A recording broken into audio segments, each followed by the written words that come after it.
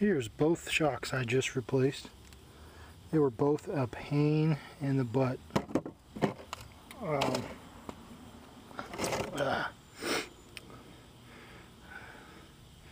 This was the passenger side. I was able to. The problem was this top part. This nut was so rusted and bad that it was basically welded to the metal washer. Melded to the metal washer. And started out, I would turn this nut, and when I did that, the freaking shaft would spin. The shaft would just spin real easy.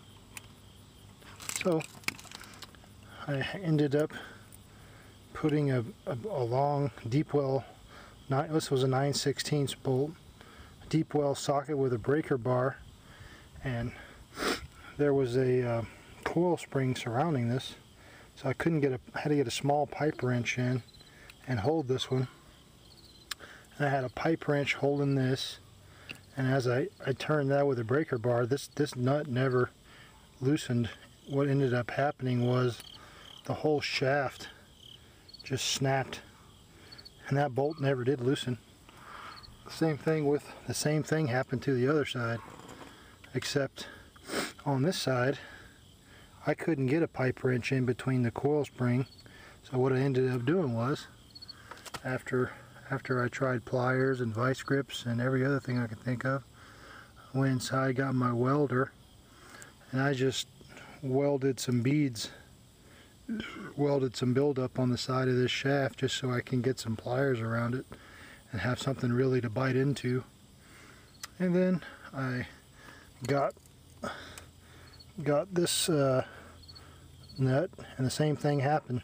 This bolt never loosened. The bolt snapped. So man, that was a real pain. Both shocks ended up, I mean, it was both sides. It took me about 2.5-3 days to get this done, when all it was 3 bolts. It had a 9/16 nut right here, and on the bottom two 1/2-inch nuts. But man, oh man, that was a pain in the butt. Nuts never did come free. They just, the shaft snapped. What a load of freaking crap. Okay, replacing a Dodge Dakota shock. As you can see, I've got the wheel off. I've got it jacked up on a jack stand there, and a jack stand underneath the cross member here. The shock, there's basically there's 2 half-inch bolts on the bottom holding the shock on, and there's a 9/16 bolt up top. Now, this particular shock was giving me so much grief that I tried holding. I would spin it up here and the frickin' shaft would spin. I tried holding pliers up top. I tried holding pliers here, vice grips, pipe wrenches. I stuck a pry bar in here just to open up a gap so I can get a pipe wrench in there, but that thing just would not spin. The other side was just as hard. Actually, the other side, I had a pipe wrench on down here and a breaker bar up top like I do now, and the whole shaft snapped. Luckily it came out easy after it snapped, but this one not so lucky. So what I did, I welded. I stuck a welder on there, and I just started depositing metal around the shaft just to give my pliers something to grab onto.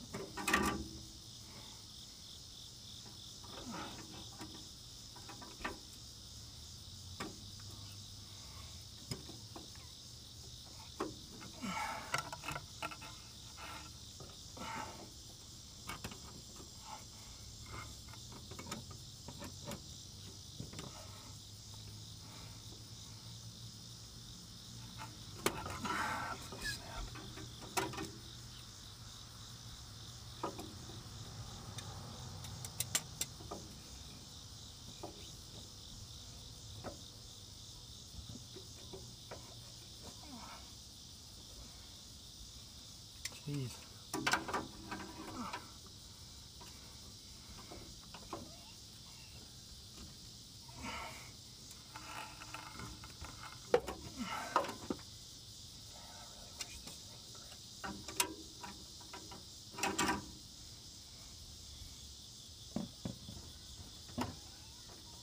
Yes, just like the other side. Stupid thing just snapped. That's good because now I can get it out. Hopefully. There's the top bolt.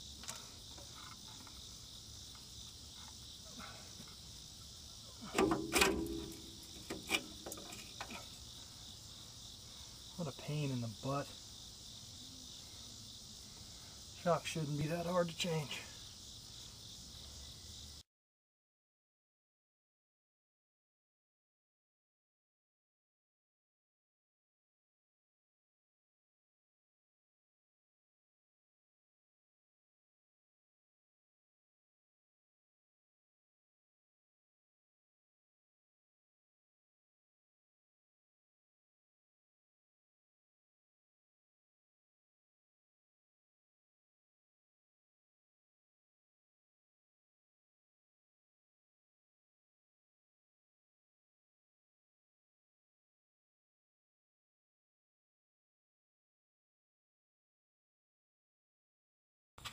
Okay, here's my new shock.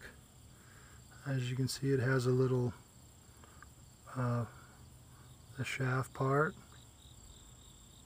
and the part down below, and it came with a brand new nut, a rubber washer, and a rubber, two washers like this and two rubber grommets. Okay, the way we put this on here, first thing you want to do, take a washer, slide that on. Now this rubber grommet, the flat part, there's a flat part and a rounded part. This rounded part fits into the hole of the frame so it doesn't move. You want the bottom one to face like this and the top one to face like this. But to get it ready, you put this metal washer on. It sits here. And then you slide this part on.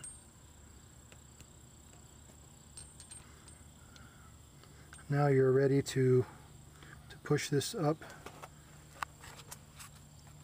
from underneath. It goes right here, like underneath the, and you slide this up into the hole, which I will show you from top. I don't know if we can see this or not, but it's pretty dark, but that's the hole right there. I don't know if you can see it. But anyway, the shaft fits right there. You gotta hold the shock up here, put your hand in here.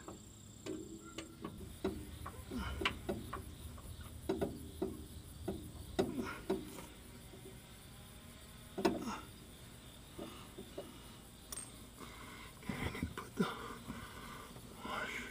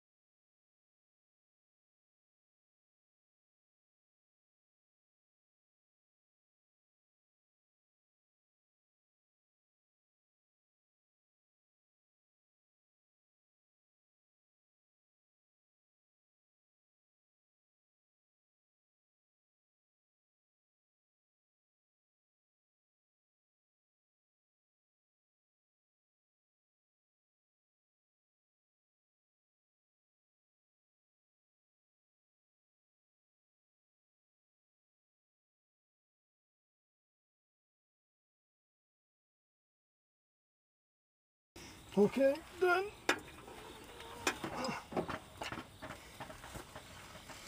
Phew, that sucked.